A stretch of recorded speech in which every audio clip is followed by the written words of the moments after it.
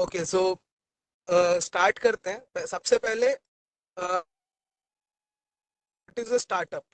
Legally start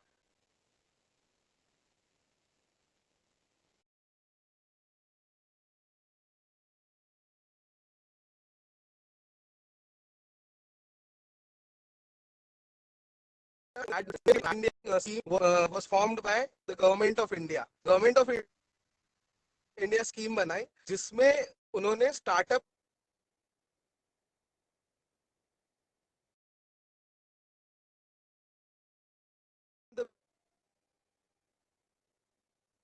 वहां पे उन्होंने सेग्रीगेट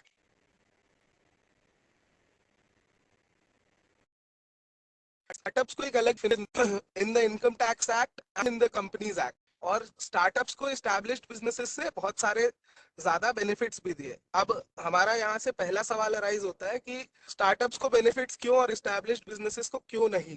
तो startups are early stage businesses. Difference सिर्फ इतना है, ये लोग अर्ली स्टेज में होते हैं और generally they don't come from a corporate family या किसी कॉर्पोरेट घराने से नहीं आते कि इनके पास lakhs and crore of funds in starting से ही रहे तो ये बिजनेस कैपिटल जो है इनके पास शुरू से रहे तो ये इन्वेस्ट करके और बिजनेस इनिशियल डे से ही बूम पे चालू करें। इसलिए स्टार्टअप्स बनाए गए। अब हम बात करें स्टार्टअप्स की डेफिनेशन क्या होती है। तो स्टार्टअप्स की जो डेफिनेशन इंडियन गवर्नमेंट या मिनिस्ट्री ऑफ कॉर्पोरेट अफेयर्स या कंपनीज एक्ट जो कहता है, वो कहता है कि any entity that is a registered partnership और an LLP or a private limited company which is incorporated within 10 years, less than 10 years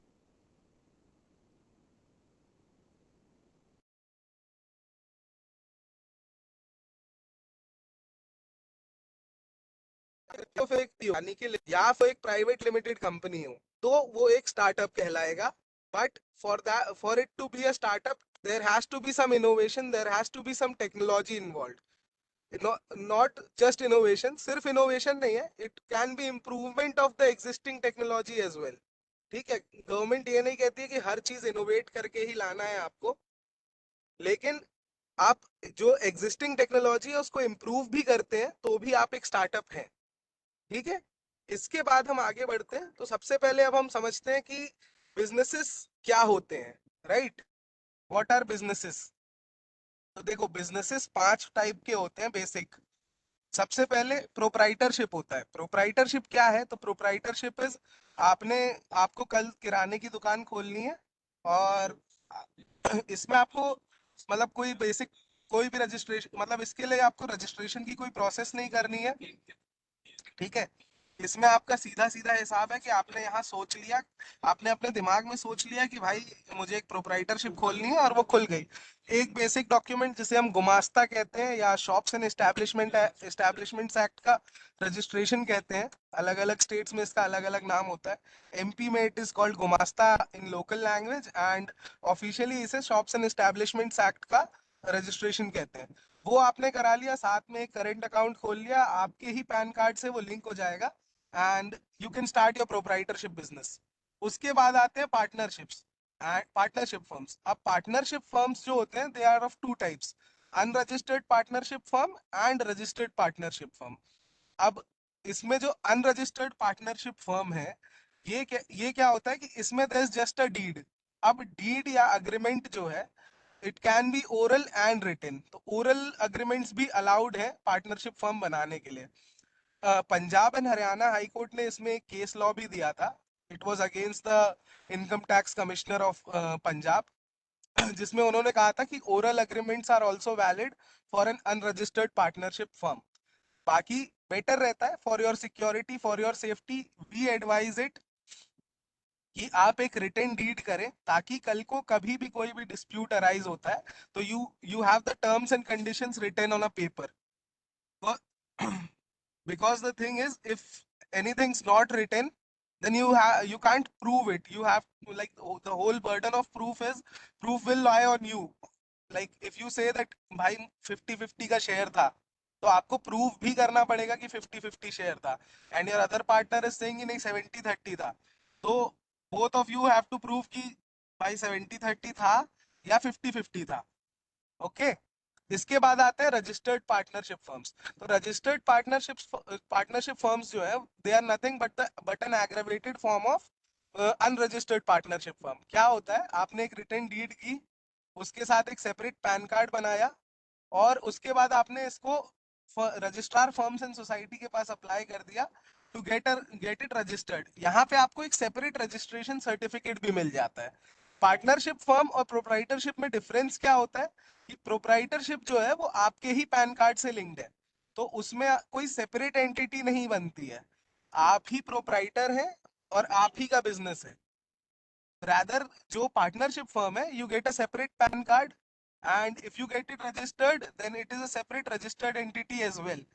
तो यहाँ पे ये एक सेपरेट एंटिटी बन जाती है, जहाँ पे आप जो टैक्सेस हैं, यहाँ पे अलग लाइबिलिटीज है, केस भी आपकी फर्म पे होगा। अभी हम लाइबिलिटीज पे भी आएंगे, पर पहले हम पांचों को समझ लें, उसके बाद हम लाइबिलिटीज पे आएंगे।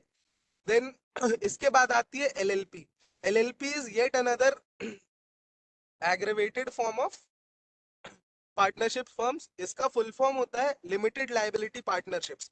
नाम से ही समझ आ रहा है लिमिटेड लाइबिलिटी, ठीक है। तो अब लाइबिलिटी समझ लेते हैं क्या होता है। सबसे पहले लाइबिलिटी क्या होता है कि जो प्रोप्राइटरशिप फर्म है या पार्टनरशिप फर्म है, रजिस्टर्ड या अनरजिस्टर्ड, इसमें लाइबिलिटीज का लिमिटेशन। लाइबिलिटी क्या होती है, सबसे पहले ये समझते हैं। लाइबिलिटी है कुछ भी आपकी देनदारी। मान लीजिए आपने बैंक से लोन लेके बिजनेस स्टार्ट किया, तो आपको बैंक को ईएमआई देनी है और वो लोन वापस चुकाना है। This is a liability. आपने कोई किसी भी प्रकार का मार्केट से उधार लिया, दिस इज अ लाइबिलिटी। तो अब ये लाइबिलिटी जो है प्रोप्राइटरशिप फर्म में और पार्टनरशिप फर्म में अनलिमिटेड होती है। मतलब जस्ट इन केस आपका जो प्रोप्राइटरशिप फर्म है, उसके करंट अकाउंट से पूरा पैसा लोन चुकाने में खत्म हो गया, उसके बाद भी बैंक का लोन पूरा नहीं चुका, तो you will the proprietor has to sell his personal property to pay the loan.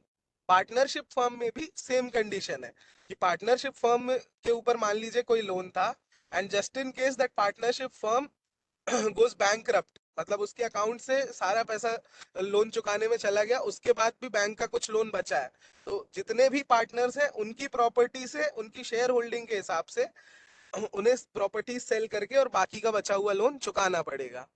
इसके बाद आता है लिमिटेड लाइबिलिटी पार्टनरशिप। यहाँ पे इसका सिर्फ एक अंतर है कि ये लाइबिलिटीज को लिमिट कर देता है।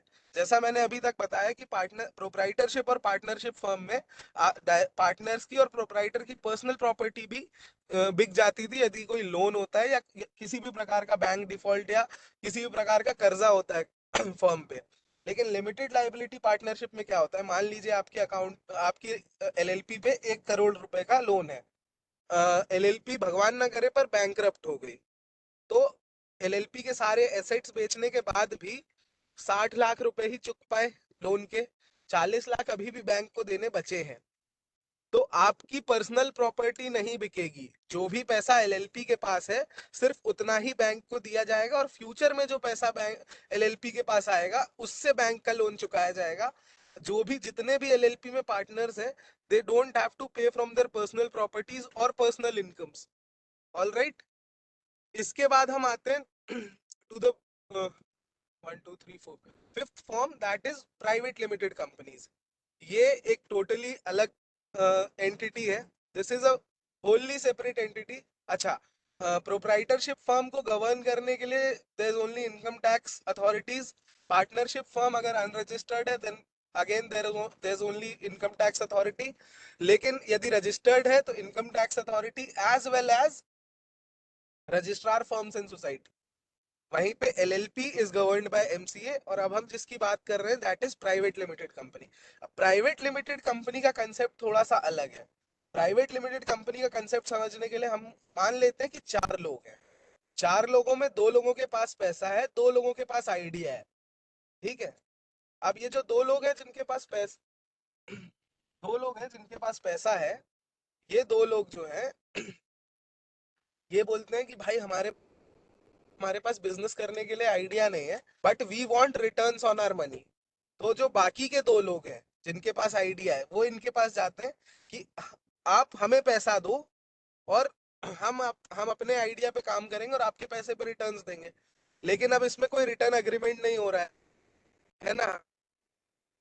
पे दिया तो क्या पता ये सामने वाला लेके भाग जाए, तो ऐसी कंडीशन में हम प्राइवेट लिमिटेड कंपनी बनाते हैं। अब प्राइवेट लिमिटेड कंपनी में 4 की स्टेक होल्डर्स होते हैं, जिनके नंबर ज्यादा भी हो सकते हैं, but initially at the time of forming आपको 4 की स्टेक होल्डर्स चाहिए ही चाहिए। दो share holders, 2 share holders and 2 direct.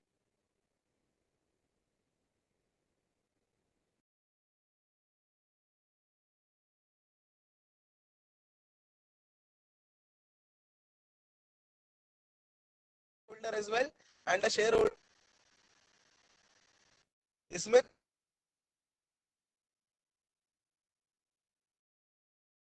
इसका जो कंसेप्ट लाया गया ये पास है और उसे लायबिलिटीज बिल्कुल ही नहीं चाहिए, और उसके पास बिजनेस की बात है। इन्वेस्टर इन्वेस्टर क्या होते हैं कंपनी में, दे आर नॉट डायरेक्टर्स। अब यहाँ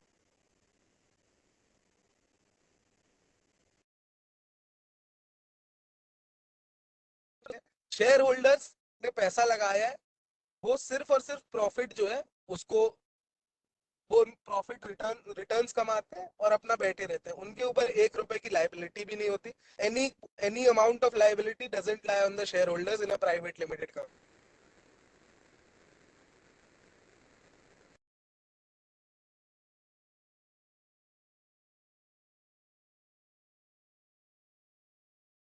बात यही है कि कंपनी के बैंक अकाउंट उसके एसेट्स तक से they don't have to sell their personal properties to pay the loans। ये जो इंडियन गवर्नमेंट बहुत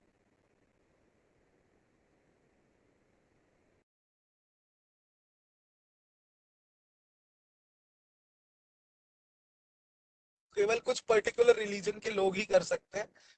हिंदूज, जैन्स, सिख्स, पारसीज, ये लोग आते हैं। मतलब जितने भी लोग हिंदू लॉ से गवर्न होते हैं, हिंदू कोड से गवर्न होते हैं, वो लोग हिंदू अनडिवाइडेड फैमिली बना सकते हैं। अब हिंदू अनडिवाइडेड फैमिली बनाने के कुछ बहुत पेक्यूलियर पर्क्स हैं। लाइक आपको, आपकी पूरी फैमिली का एक बिजनेस हो गया, उस पे टैक्स में आपको बहुत सारी कंसेशंस मिलते हैं, बहुत सारे आपको टैक्स कंसेशंस हैं।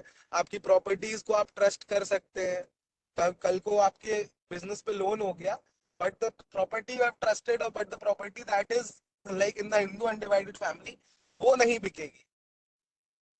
ओके, तो ये सारी चीजें स्टार्टअप की बेसिक लीगैलिटीज हैं कि अगर आपको एक स्टार्टअप करना है तो आप, पहली चीज, आप एक अनरजिस्टर्ड पार्टनरशिप फर्म नहीं बना सकते if you want to be called a startup.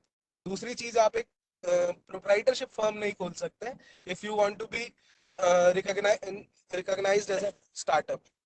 All right, यहाँ तक सभी को क्लियर होगा आई गेस, क्योंकि मुझे ये लग रहा है कि अभी आप लोगों को माइक ऑन करने का परमिशन नहीं है, तो will take the questions in the at the end of the session, that would be better. मैं कंटिन्यू करता हूँ।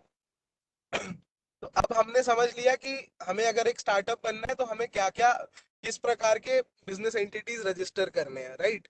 हम दो ही प्रकार, 3 प्रकार के बिजनेस एंटिटीज रजिस्टर कर सकते हैं। First one being registered partnership, second one being LLP, third one being private limited company. अब इसका दूसरा पार्ट आता है, दैट इज कि ये जो प्राइवेट लिमिटेड कंपनी है या फिर ये जो एलएलपी या फिर जो रजिस्टर्ड पार्टनरशिप है, it should not have crossed the turnover of 100 crore in any particular year. किसी भी एक साल में यदि आपका, आपकी कंपनी का टर्नओवर 100 करोड़ पार करता है, you will lose the tag of a startup, you will become a established business. All right, या फिर आपकी कंपनी 10 साल या उससे पुरानी हो जाती है, आप, अपन बर्थडेज मनाते हैं, आप नहीं आएंगे। ऑल राइट, अब हम बात करते हैं कि स्टार्टअप कैसे बने। आपने कंपनी बना ली, still you not a startup. अब आपको ये 3 कंडीशंस फुलफिल करने के बाद आपको ये प्रूव करना है कि आपका जो बेसिक बिजनेस आइडिया है उसमें किसी ना किसी प्रकार का slightest part of it has technology. Tech has to be involve somewhere to make it a startup. Once tech is involve, even एक बेसिक वेबसाइट भी है ना, तो भी आप स्टार्टअप हो, but there has to be some tech involve. जैसे ही आपने कंपनी बन ली, आपने स्टार्टअप, आपने टेक इन्वॉल्व कर लिया, now you have to go to the startup India portal यहाँ पे स्टार्टअप इंडिया पोर्टल पे आप अपना recognition form, DPIT recognition form भरते हैं। अब ये एनएसडब्ल्यूएस पे शिफ्ट हो गया, that is national single window system. Single window system से आप अपना डीपीआईटी रिकॉग्निशन का फॉर्म भर सकते हैं और वहां से you'll get a certificate as a startup in a particular category that you're working for 10 years Interrupt or you. Hello. yes. Sorry to interrupt you. Your voice is a little bit breaking. uh, okay, is it clear now? Am I audible now? Yes, sir. Okay. So from where did you guys miss it?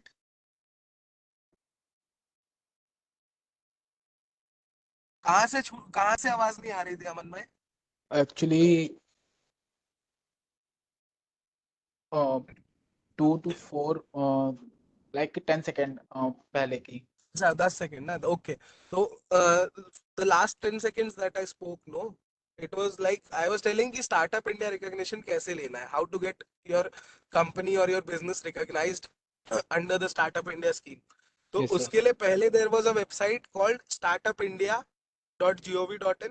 वहां पे आप अपने आप को register करते थे, डीपीआईटी recognition का एक फॉर्म भरते थे, और if the form and the details are correct and if the startup india committee thinks that you should be given the tag of a startup, they would give you a certificate with a DIPP number. DIPP is Department of Industrial Policy and Promotions.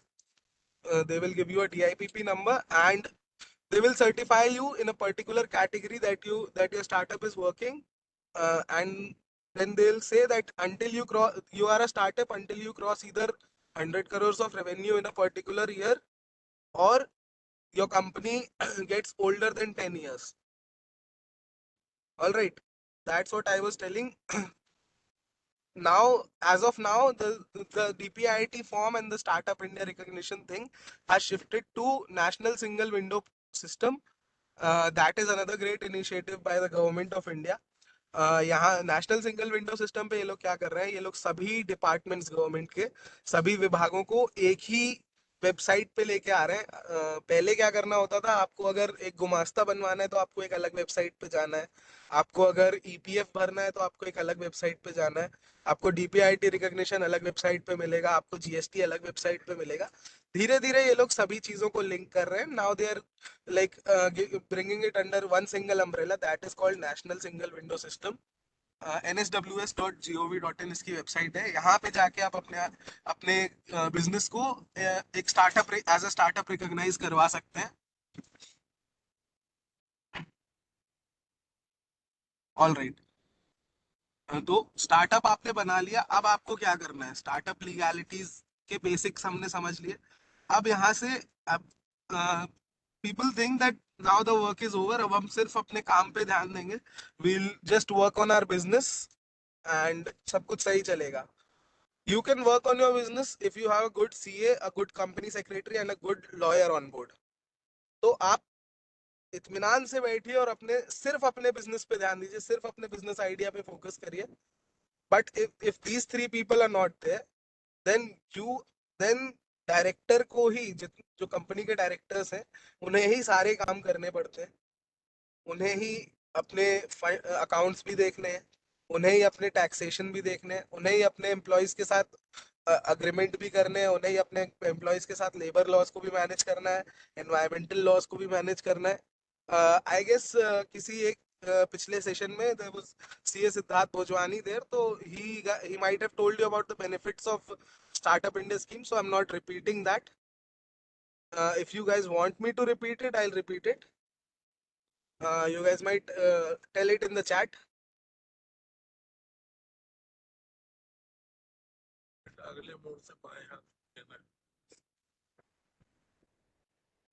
Okay, there's a question in the chat from Shubham Shukla.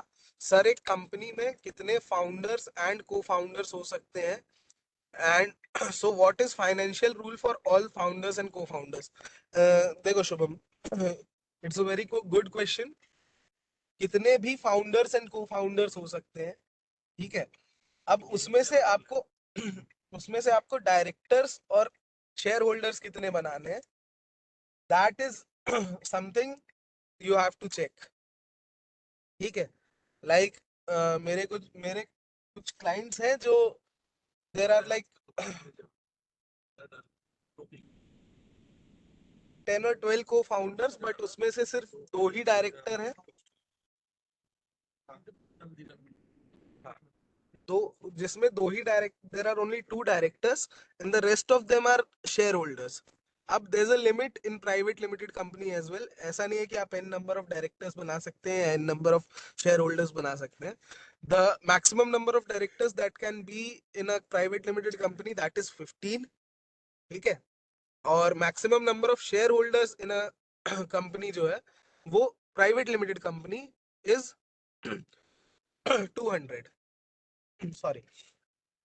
इसके बाद आपने बोला what is financial rule for all founders and co founders.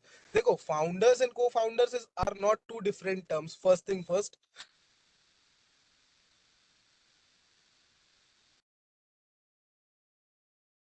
more people have are working on the same idea, and the idea is their baby, or their generation. They have generated that idea, then they are called co-founders. Hindi में बोले तो यदि एक व्यक्ति का idea है तो वो केवल फाउंडर कहलाएगा। अगर दो या दो से ज्यादा लोग मिलके एक आइडिया पे काम कर रहे हैं और उन सबने मिलके उस आइडिया के बारे में सोचा है, तो फिर वो सब मिलके को फाउंडर्स कहलाते हैं। इसमें ये नहीं होता कि मैं फाउंडर हूँ, ये मेरा को फाउंडर है। This is not the thing. When there is a co founder, then both of them are co founders. Then there is no founder and co founder. ये थोड़ा सा एक हम टर्मिनोलॉजी में, जनरल टर्मिनोलॉजीज में miss कर जाते हैं। उसके बाद बात करें फाइनेंशियल रूल की, तो फाइनेंशियल रूल आपके ही डिस्क्रिशन पे होता है। यू कैन फाइनेंशियल रूल में आप शेयर होल्डिंग जो है, इनिशियली जब आप कंपनी नहीं बनाते हैं तो you should have do a को फाउंडर्स अग्रीमेंट। यदि आप एक से ज्यादा फाउंडर हैं तो आप लोगों को एक को फाउंडर्स अग्रीमेंट करना चाहिए। whenever someone comes for any advice or consultancy, I advise them that expect the best but prepare for the worst। क्या होता है, लोग जल्दबाजी में या एक्साइटमेंट में they don't get into much paper work while starting the work, while starting their business. बात की अरे ठीक है, अभी काम तो करते हैं, फिर पैसा तो कमाते हैं, फिर कंपनी बना लेंगे, फिर अग्रीमेंट्स कर लेंगे। अब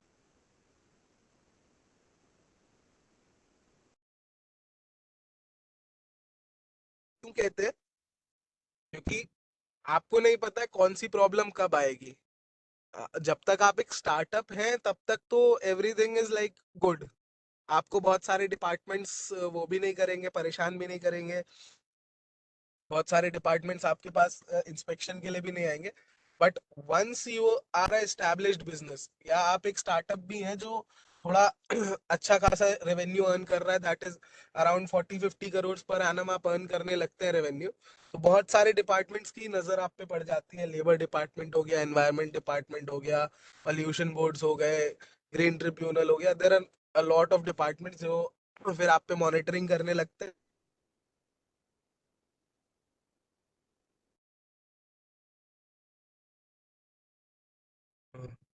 hello, hello. Aman, was I audible? I just lost my network for a few seconds. Yes, sir, you are audible. Okay, okay. तो फाइनेंशियल रूल जो है किसी भी को फाउंडर या फाउंडर के लिए, ये आप लोग खुद डिसाइड करते हैं। इनिशियली एक को फाउंडर्स अग्रीमेंट करना होता है, जिसमें आप लोग लिख सकते हैं कि हम एक दूसरे को कितने कितने शेयर्स दे रहे हैं। हम में से कौन 50, मतलब it can start from 50-50 and go till 99 and 1% if there are 2 people। Depending आप कितने लोग हैं, वो धीरे धीरे घटता बढ़ता है ना। If there are 3 people it can start from 33 जो परसेंट है। और वो फिर ऐसा भी हो सकता है कि 98 and 11, एक ही एक एक एक को फाउंडर के पास 98% शेयर्स हो और बाकी दो लोग एक एक परसेंट में खुश हो, तो that's totally on the discretion of the को फाउंडर्स। इसमें कोई अलग से रूल नहीं।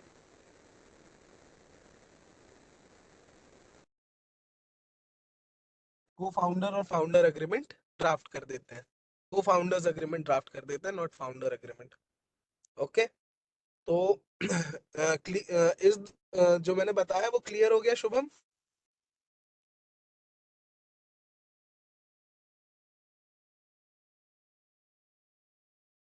All right, so moving forward हम बात कर रहे थे कि आपने अपने आप को स्टार्टअप इंडिया रिकॉग्नाइज करा लिया है।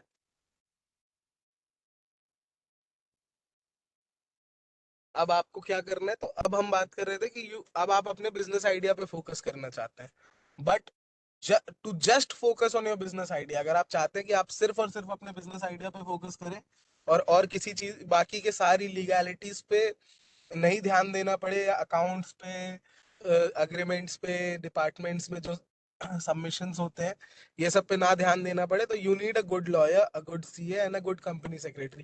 कंपनी सेक्रेटरी खैर you'll need on the later years of the of your startup journey, but initially you'll need a good lawyer and a good CA. You can start with that. उससे आप start कर सकते हैं। Once you have a good lawyer and a good CA, तो सबसे पहले आप उनसे कुछ बेसिक अग्रीमेंट्स हैं जो हर एक स्टार्टअप को at a point of time लगते ही हैं from the very beginning. If you are hiring interns you will need an internship agreement जो आपको करना चाहिए।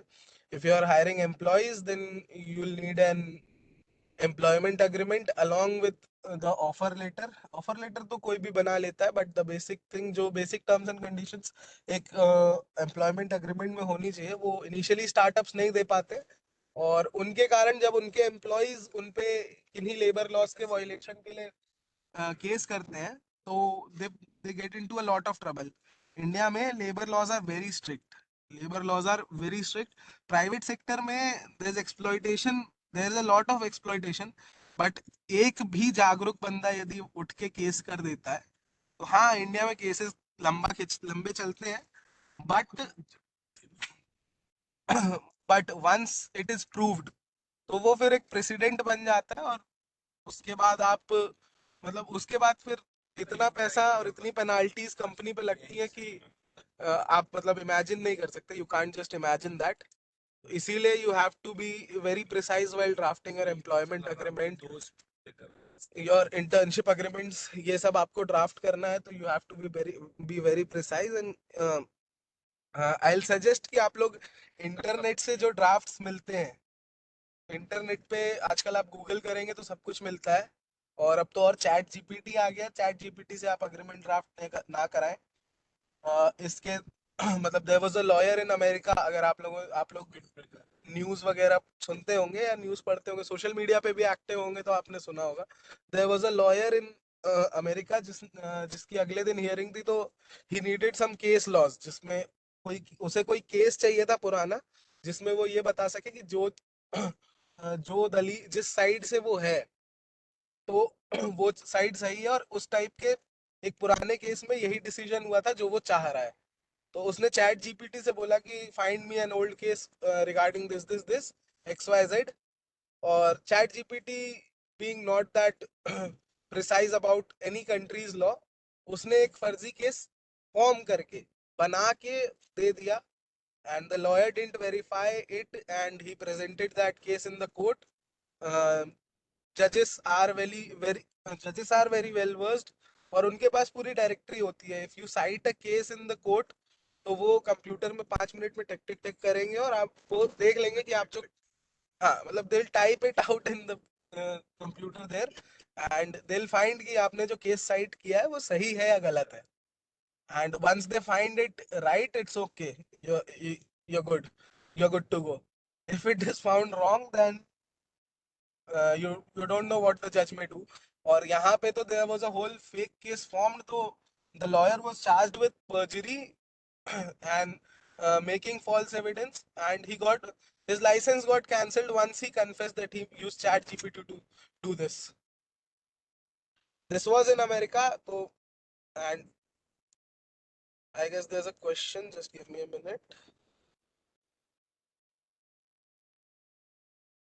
What resources or tools do you recommend for ongoing legal compliances? Uh, Tools as such, there are none. Uh, Resources, you'll need a good lawyer and a good CA, as I told you.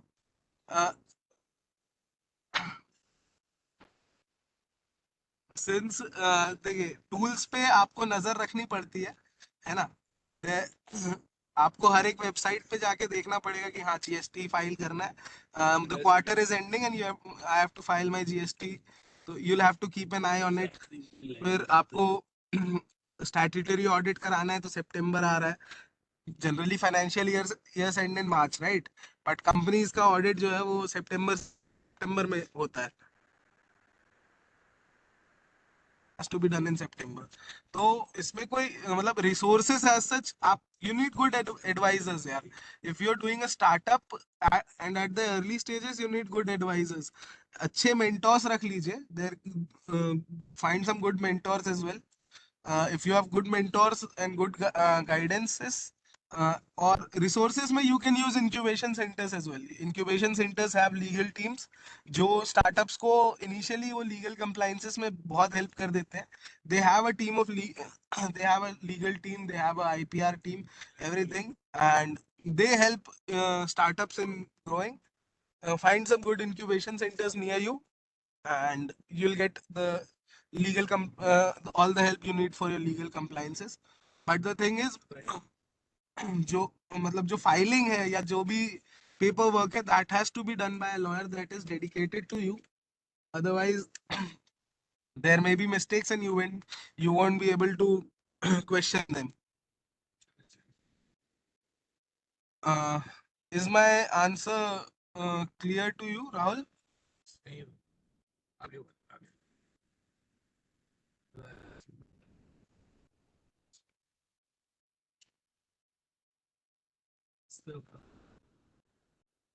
अच्छा,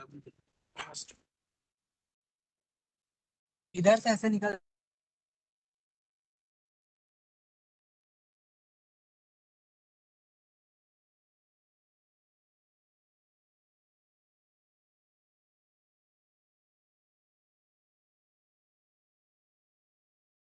as well, this thing itself कि you need good lawyers, you need good CAs। so इसके बाद legalities में देखिए, सबसे पहले आपने company बना ली, आपने मैं I was giving you a list of basic agreements that are required. so if you guys have pen paper, then you may note it down। you'll need a co-founders agreement at the very first of your business। once your company is incorporated, once you've got your DPIIT recognition certificate, uh, you'll need a few agreements that are required. First one being an internship agreement, the second one being an employment agreement, the third one, the third one being an agreement for purchase or procurement, a vendor's agreement,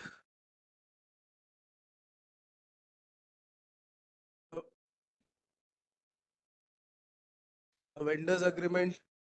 Then just just give me a minute. I'm muting it for 2 minutes. Okay, sir.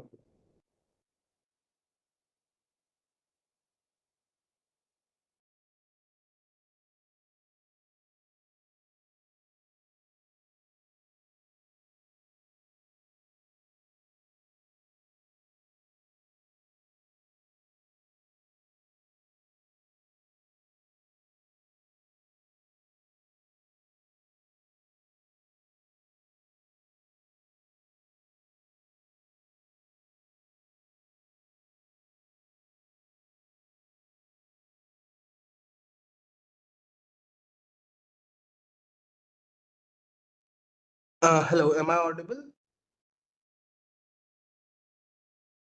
Yes, sir. You are able. Okay, so we were talking about the agreements that you'll be needing. So the first one being an internship agreement, the second one being an employment agreement, the third one being a vendors agreement if you hire vendors to fulfill your needs, the fourth one being a procurement agreement if you need to do some purchases. Okay. Then the third one being a service level, no, not the third one, I just lost the numbers. The next one being a service level agreement if you're hiring someone for providing you services. Then after that, the last one and the most important one, if you're seeking investment, then you need an investor's term sheet. The term sheet contains all sorts of terms and conditions that are to be fulfilled by you and the investor, and the amount and the equity that you will be diluting for that amount. All right. So these are the basics. अब हम stage by stage startups की legalities पे अगर बात करें, तो when you are an early stage startup, you don't need such legalities. ये basic चीजें कर ली आपने, agreements बनवा के रख लिए. You'll get a sample drafted from your lawyer, and उसमें फिर आप खुद से भी नाम और बाकी details edit करके you can get it signed by between the parties. कुछ फिर इसके बाद आते हैं intellectual property. If you are a tech based startup और if you have a brand name that is different from your company, for example जैसे Upstox है, तो Upstox is the brand name of a company named RKSV finance solutions private limited, something of that sort is the company's name. या फिर हमारे इस event के जो sponsors हैं, मेकबडी, तो Makebuddy is the brand name of the company called सीबे India private limited. So अगर आपका एक ब्रांड नेम है जो कि आपकी कंपनी नेम से डिफरेंट है, then you need to get the intellectual property registered. अब हम बात करें इंटेलेक्चुअल प्रॉपर्टीज में कितने टाइप्स होते हैं, तो इंटेलेक्चुअल प्रॉपर्टीज आई गेस हमें पता होंगे कि trademark, copyright, patent, geographical indications, Jio tags, these are a few intellectual properties जिसमें स्टार्टअप्स में जनरली जो स्टार्टअप्स को जिनकी जरूरत होती है वो तीन ही होते हैं. these are copyrights, patents and trademarks. Trademark आपके ब्रांड नेम का होता है, पेटेंट आपके कंसेप्ट या आइडिया का होता है जो या किसी टेक्नोलॉजी का होता है, कॉपीराइट आपके कंटेंट का होता है. If you are creating some sort of content, then uh, you'll need to get it registered under copyright. उसके बाद if you need any sort of if you're developing any sort of technology that is new, you'll need a patent. You'll need to take a patent. If you are and your business name has to be registered under trademark, you need to get it registered, get a registered trademark of it. Otherwise someone else may use it and आपका नाम copy करके आपका धंधा खा सकता है कोई भी, they may harm your business. All right. उसके बाद डिजाइन्स आते हैं. जैसे डिजाइन्स कैसे, सो पेप्सी के बॉटल का एक पेक्यूलर डिजाइन होता है, माउंटेन ड्यू के बॉटल का एक पेक्यूलर डिजाइन होता है, और वो डिजाइन कोई कॉपी नहीं करता. तो ऐसा नहीं है कि वो करता नहीं है या करना नहीं चाहता है. The thing is they can't because that design is registered. और आप लोग इफ यू गाइज हैव, मतलब जो 90s के पहले के होंगे या 2000 के पहले के होंगे, दे माइट रिमेम्बर कि पेप्सी और कोक का जो उस समय डिजाइन आता था दैट वाज डिफरेंट, एंड आज जो डिजाइन आता है वो डिफरेंट है, क्योंकि जो डिजाइन का रजिस्ट्रेशन है वो हर 15 साल में एक्सपायर हो जाता है. सो you have to get a new design registered, otherwise after 15 years anybody is free to copy your design and replicate it. ऐसी ही सेम चीज पेटेंट्स के साथ होती है. Patents are just granted for 20 straight years. Once the 20 years are over, anybody can use your patent, but 20 years the patent is exclusively for you. I guess there's a question. What types of insurance should a startup consider to mitigate risks and liabilities? I won't advise on these on such kind of forums.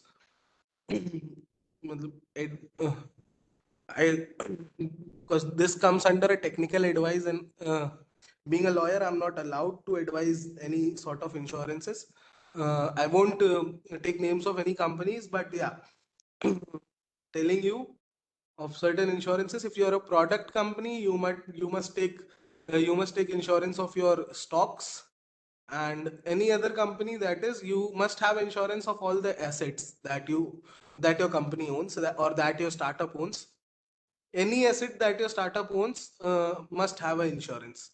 That's it. That is what I'll say on this. No, this is not an advice. Don't take it as an advice. This is just my opinion, and I'm giving it on this forum. This is this is in no case a legal advice or a technical advice on this question. All right. Moving forward to intellectual properties. So when the startups gradually starts growing, so they need intellectual properties registered, जो हमने बताया कि designs, trademarks, patents और copyrights, ये चीजें registered आपको करा लेनी चाहिए समय से, वरना आपके डिजाइन्स, पेटेंट्स और कॉपीराइट्स जो है get they get replicated and your business gets harmed. End of the day, your revenue gets harmed due to this. इसके बाद इंटेलेक्चुअल प्रॉपर्टीज हमने एक बार रजिस्टर करा ली तो we are free to do it. And now I इसके अलावा फिर हम अगर इस once we have established our businesses, once we are generating a stable amount of revenue, or even if like there are a few businesses that are capital intensive as well. तो capital intensive businesses क्या होते हैं जहाँ पे from the first day you need a big capital to start the business. For example, drone technology, for example,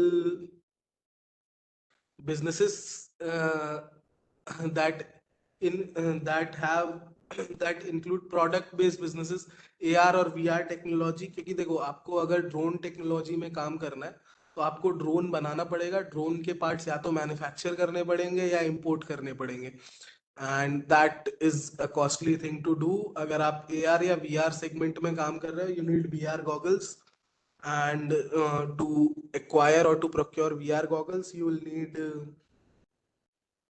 a huge capital. क्योंकि बिना AR या VR setup के you can't start working on your idea, right?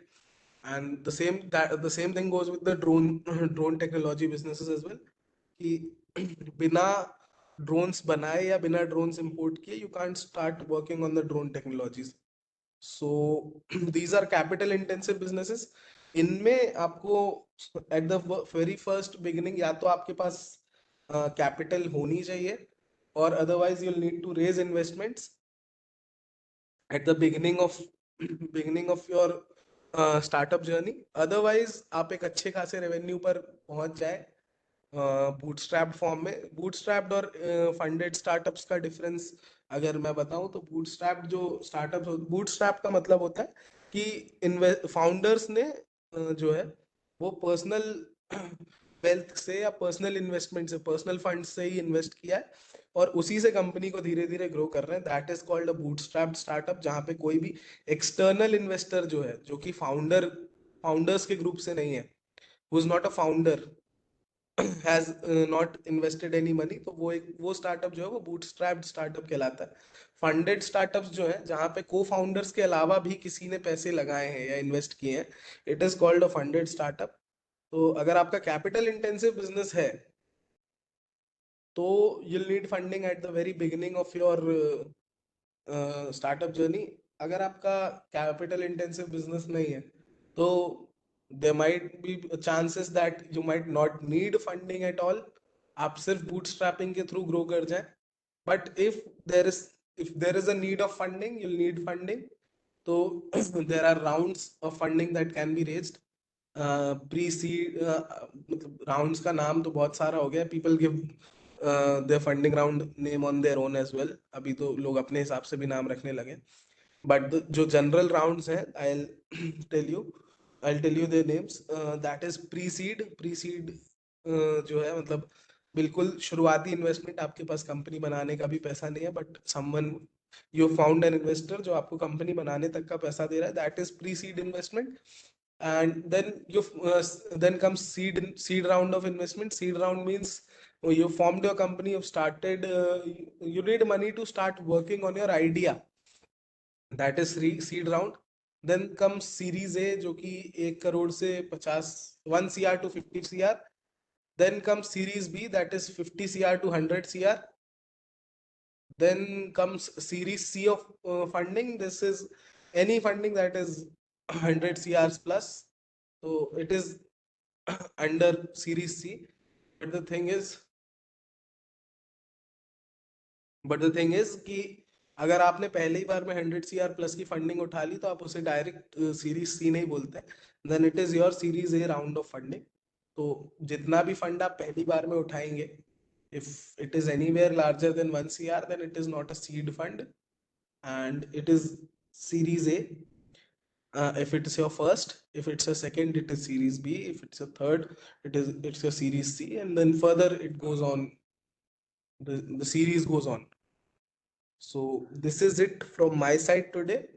If there are any questions, let's move forward to the Q&A session. Anything related to the corporate world जो अभी चल रहा है companies के बीच में, स्टार्टअप्स में चल रहा है, not just the session जो अभी मैंने बताया, सिर्फ वो नहीं. This might sound quite boring to you guys. हाँ, जिन्हें स्टार्टअप करना है उन्हें इंटरेस्टिंग लग सकता है. Guys, if you have any sort of question, then ask in chat section, or you can raise your hand. Then we will give you permission to turn your mic. Hello. Yeah, I guess someone had raised their hand. Yeah, Okay, this I is see. Abhishek. Was raised his hand.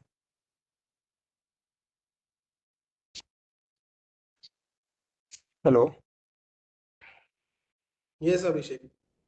Sir, जैसे अपने कोई company है उसे को founder और team member मिलकर अगर कोई लीगल तरीके से पूरे राइट्स मेरे छीन लिया जाए तो उस कंडीशन पे अपन क्या करेंगे? एग्जाम्पल से समझा सकते हो क्या अपने सवाल को? लाइक जैसे मैं कोई कंपनी क्रिएट किया हूँ, मेरे एक साथ में को फाउंडर है और कुछ टीम मेंबर्स भी हैं, और किसी तरह वो लीगल तरीके से पूरे सारे पर मतलब जो भी डॉक्यूमेंट लगते हैं सारे कुछ लगा के उन्होंने मेरी कंपनी मेरे से छीन कर मेरे को वहां से हटा भी दिया, तो उस कंडीशन में मैं क्या करूँ?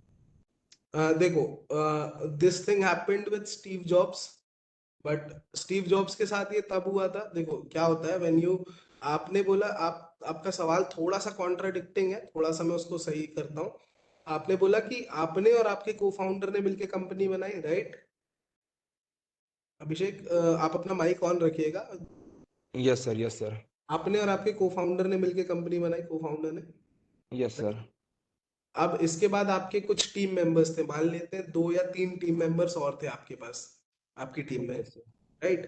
पर को फाउंडर आप 2 ही लोग थे. Yes sir. Okay, yes sir. है ना?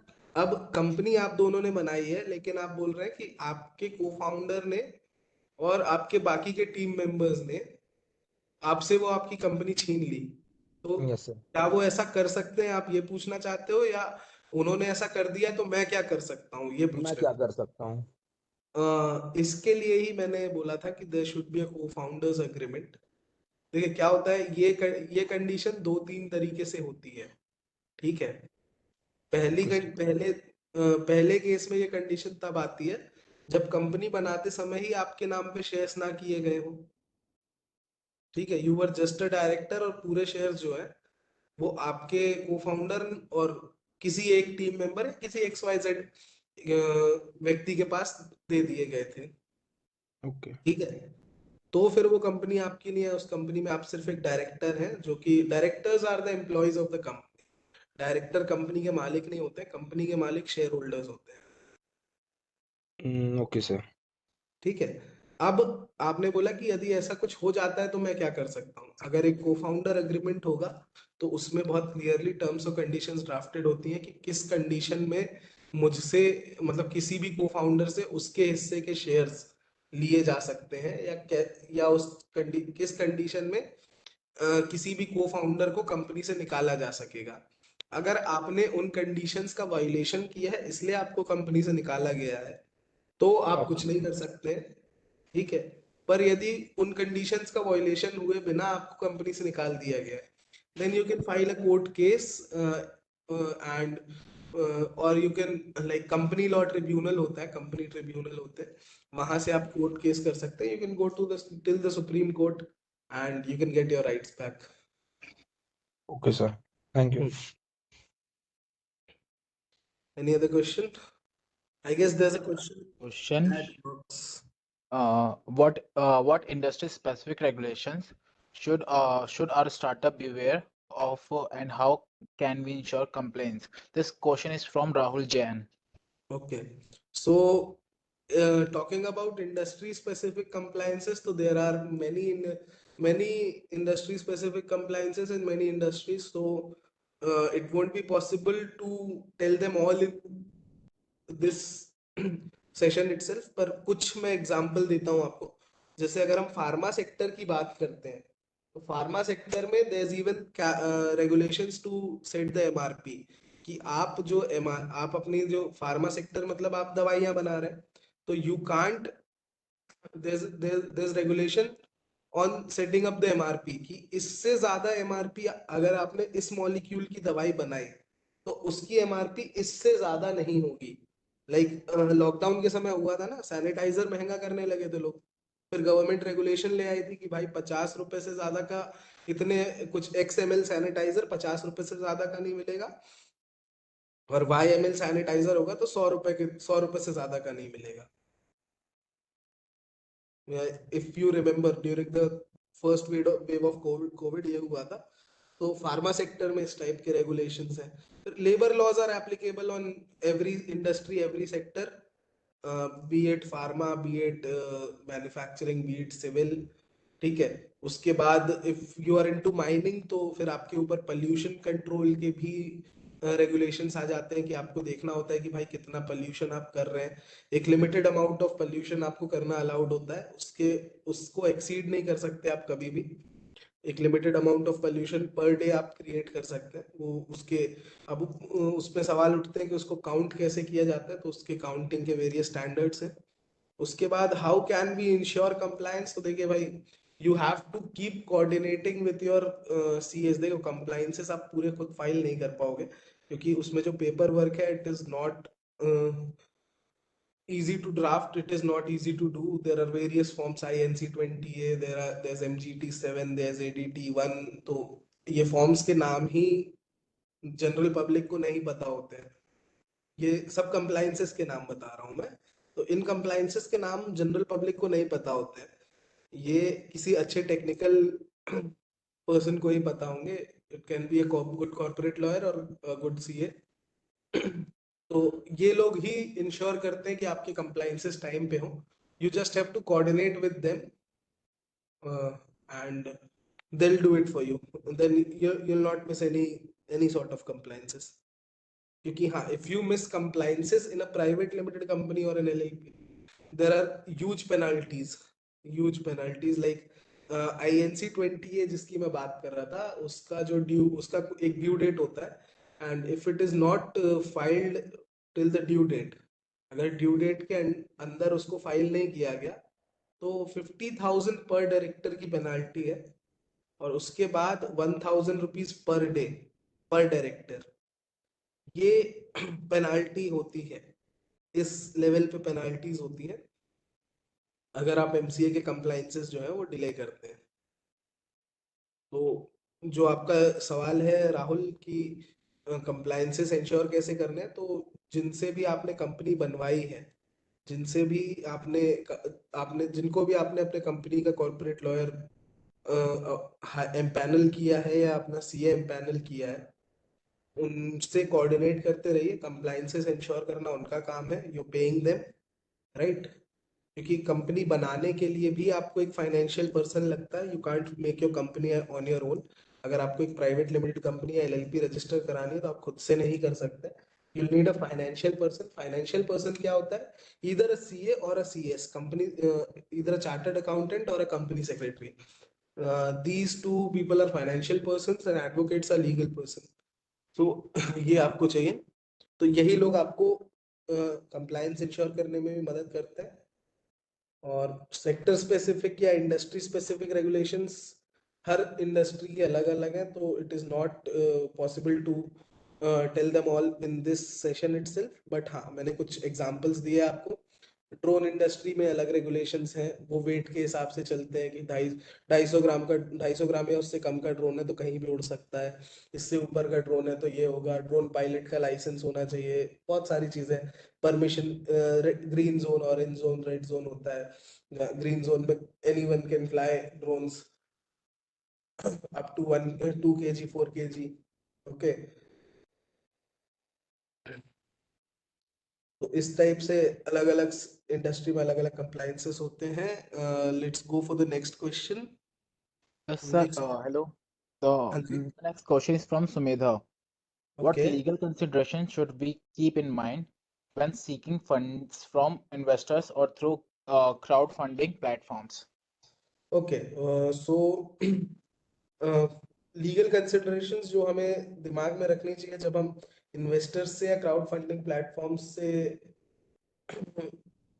फंड सीक कर रहे हैं, तो सबसे पहले इफ देयर एन ऑल, मतलब आपका अगर पहली बार फंडिंग है तो सबसे पहले तो आपको डिसाइड करना है कि आप कितना फंड दे रहे हैं।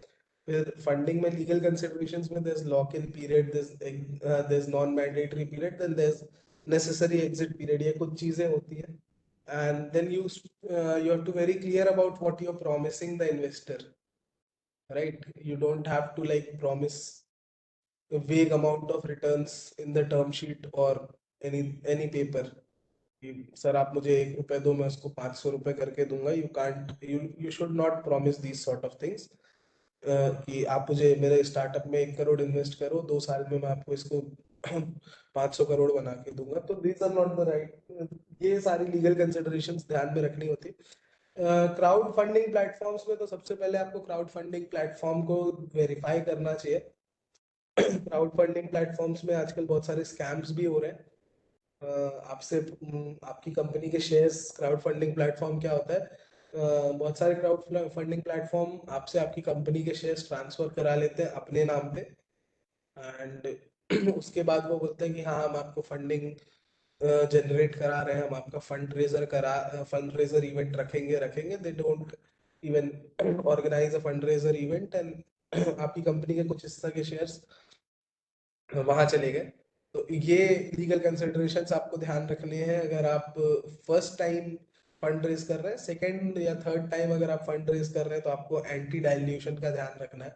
एंटी डाइल्यूशन कुछ ऐसा है कि किसी वैल्यूएशन पे अगर आपने, सपोज आपने एक्स वैल्यूएशन पे फंड उठाया है, एक्स वैल्यूएशन मान लेते हैं आपने 10 करोड़ की वैल्यूएशन पे पहला पिछली बार इन्वेस्टमेंट रेज की थी, तो नाउ जब आप नेक्स्ट राउंड इन्वेस्टमेंट रेज करने जाते हो तो you have to move ahead over the valuation, मतलब 10 करोड़ से ऊपर की वैल्यूएशन पे ही फंड उठाना है। अगर आप 10 करोड़ से नीचे की वैल्यूएशन पे फंड उठाते हैं सेकेंड राउंड में, तो आपके ऊपर एंटी डाइल्यूशन लग जाता है। एंटी डाइल्यूशन क्या होता है कि अब आपको यहाँ से तो आपने फंड रेज कर लिया कम वैल्यूएशन पे, है ना, मतलब कम पैसे में ज्यादा शेयर दे दिए, तो अब आपका जो पिछला इन्वेस्टर है उसको भी अपनी नई वैल्यूएशन के हिसाब से और शेयर्स आपको देने पड़ेंगे। This is called anti dilution. तो जब आप सेकेंड टाइम या थर्ड टाइम, जब भी आप, मतलब फर्स्ट राउंड के बाद आप जब भी फंड रेज कर रहे हैं तो आपको एंटी डाइल्यूशन का बहुत ध्यान रखना होता है। इसके अलावा any other question?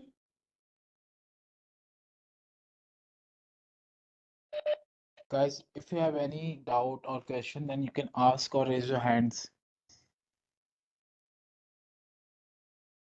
Yeah. So I think every question is marked by you. I okay, think so. Okay.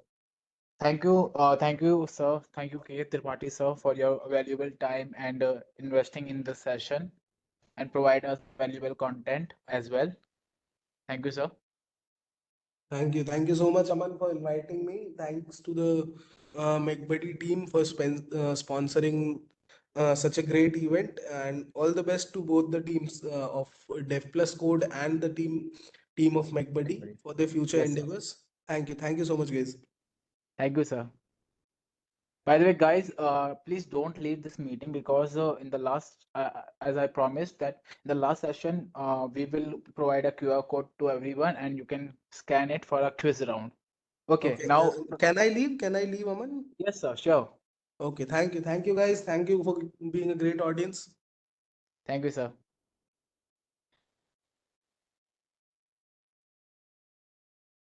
Okay, Pragati.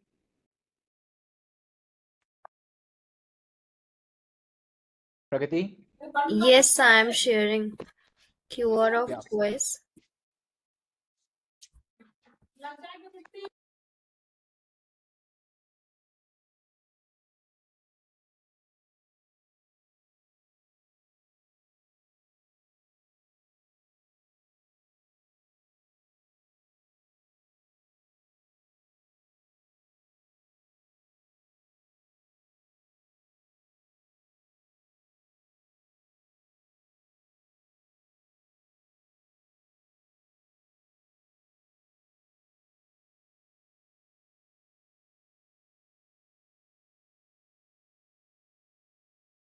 File.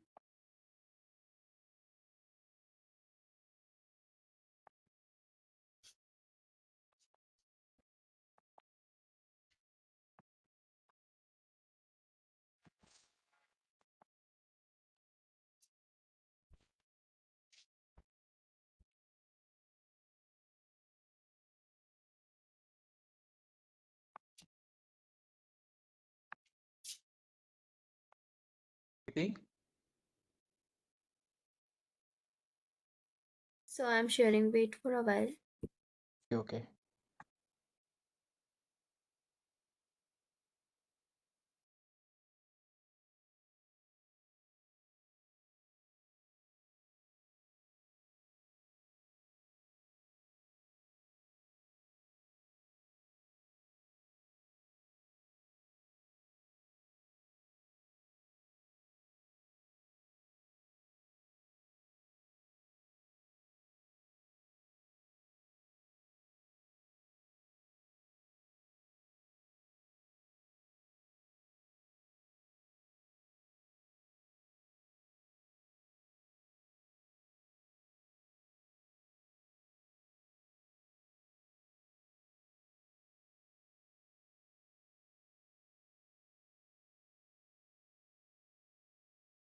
Guys, just wait for a second because I think there is glitch from this side.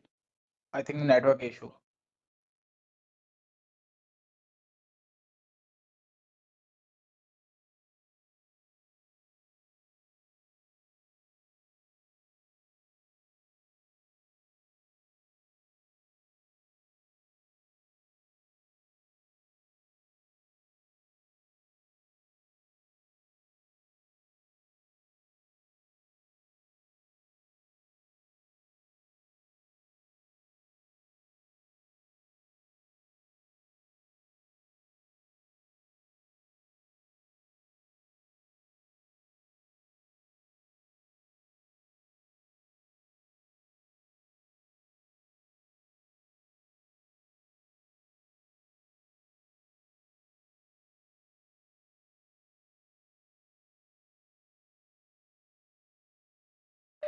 Okay, guys, wait is over. I'm going to share the QR code with you.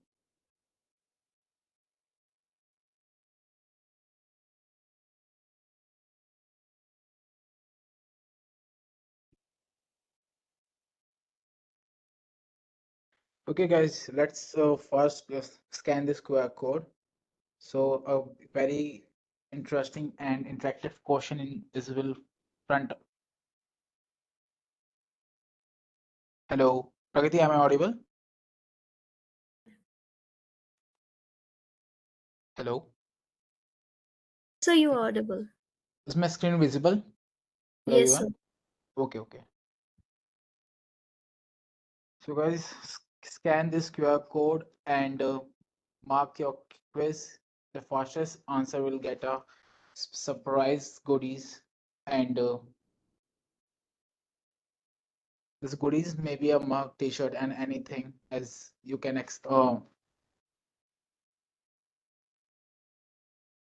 think glitch हो रहा है मेरे side से. So, Pragati, am I audible? I think network issue आ रहा है मेरे side से. No, sir, you are audible. Okay, okay. Sorry. Guys जिस जिसको आइडिया नहीं है स्कैन कैसे करना उनको मैं बता रहा हूँ स्क्रीनशॉट ले लो या फिर जो लैपटॉप से ज्वाइन किया है you have to scan this QR code from your Google lens, like जो फोन से डायरेक्ट गूगल लेंस पे जा सकते हैं, जो लैपटॉप से डायरेक्ट फोन से गूगल लेंस से स्कैन कर एंड जो लिंक आएगा उसे क्लिक करके क्विज का फॉर्म भरना शुरू कर दें। I think everyone should take the screenshot. So let me stop sharing screen. Okay, now is this time for attendance. First of all, everyone mark your quiz, then I will share the attendance QR code with you. Just wait for 20 seconds more.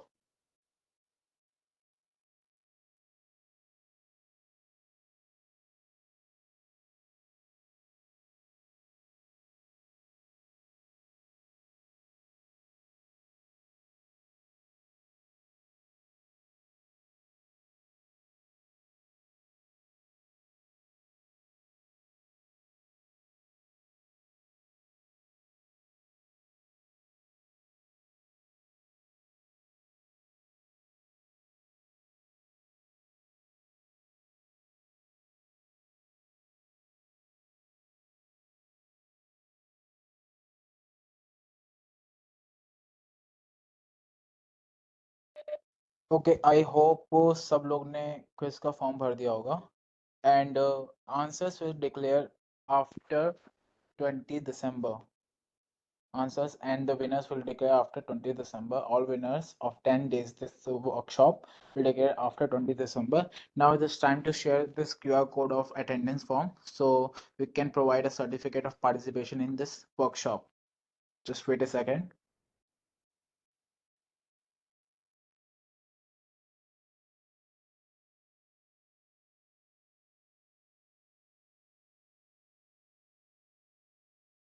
Yeah, my screen is visible.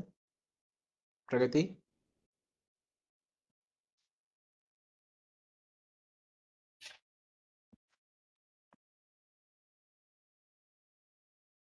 Hello. Pragati, is my screen visible to everyone? Yes, sir, yes, sir. Okay. Guys, first take a screenshot and scan from your Google Lens and mark your attendance. So we can provide a certificate in the last of this 20th December workshop. Thank you to joining MacMate Master session with us.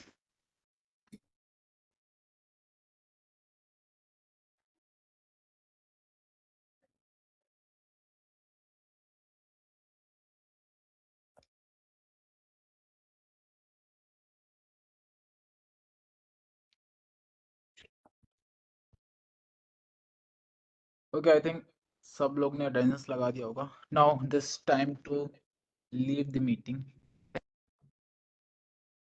Thank you everyone. Thank you KK sir. Thank you Pragati and thank you all participants.